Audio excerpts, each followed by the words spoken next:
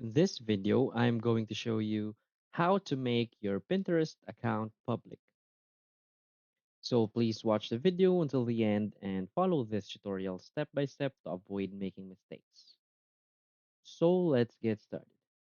So first you want to go to Pinterest on your web browser and you want to log into your account and you will be redirected to a page that looks like this.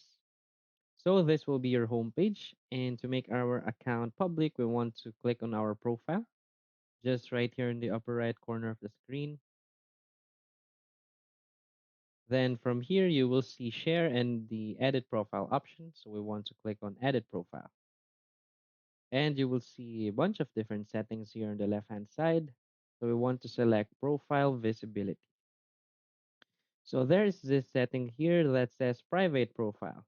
So when your profile is private, only the people you approve can see your profile, pins, boards, followers, and following lists. So what you want to do is to just disable this or turn it off. We want to turn it off and just click on save. So that is how you make your Pinterest account public. If you find this video helpful, please hit like and subscribe. Thanks.